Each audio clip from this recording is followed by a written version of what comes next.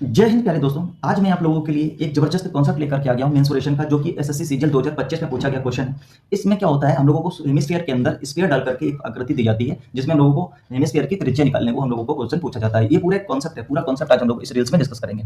देखिए, क्वेश्चन में बोला गया है कि एक लंबवृत्तीय शंकु की त्रिज्या 7 सेंटीमीटर है तथा ऊंचाई 24 सेंटीमीटर है। शंकु के अंदर एक गोला, ये देखिए मैं इस बात की बात कर रहा था कि शंकु के अंदर एक गोला इस प्रकार रखा गया है कि शंकु के आधार तथा तिरछी सतह को स्पर्श करता है। गोले की त्रिज्या मुझे ज्ञात करनी है। तो देखिए कैसे करेंगे। सबसे पहले मैं आप लोगों के लिए पहले से दो आकृति लेकर के आ गया हूँ। ये देखिए हमारे पास एक कोन है, ये क्या है, हमारे पास एक कोन है, और ये क्या, हेमिस्फीयर यानी कि गोला है।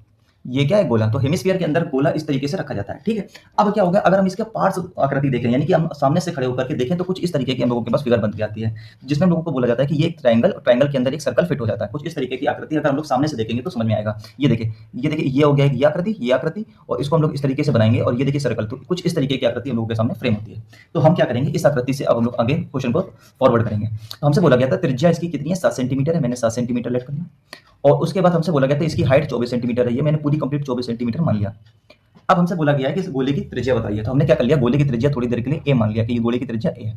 तो अगर ये त्रिज्या ए है यहाँ से लेके यहाँ तक, तो ये भी ए होगी पूरी, ये भी ए हो गई।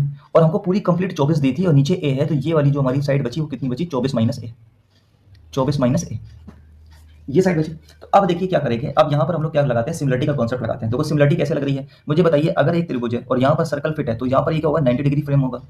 और सर्कल के केंद्र से जब हम लोग स्पर्श रेखा को टच करते हैं तो 90 डिग्री बनता है। ये 90 डिग्री बन गया, और ये वाला एंगल देखिए कॉमन है, ये वाला एंगल क्या है, कॉमन है।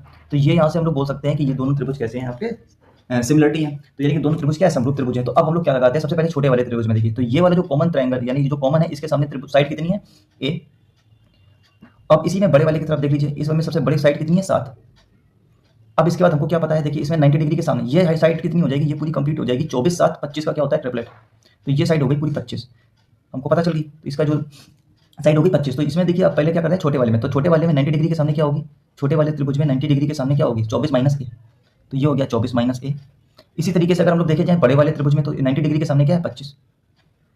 अब हम लोग क्या करें, इस कैलकुलेशन को सॉल्व करें। तो जैसे हम लोग यहाँ पर क्रॉस मल्टीप्लाई कराएंगे, तो क्रॉस मल्टीप्लाई कराने पे क्या आ जाएगा, 25 ए बराबर 24 सत्तर कितना होता है, 7 चौक 28, 7 लगी 2, 7 दूनी 14, 2 16, 168 माइनस 7 है। तो यहाँ से हम लिख सकते हैं कि 32 ए, 7 को हम इधर लेंगे तो 32 हो जाएगा। 32 ए बराबर 168। तो यहाँ से ए बराबर निकाल लेंगे तो कितना आ जाएगा, 168 बटे में 32।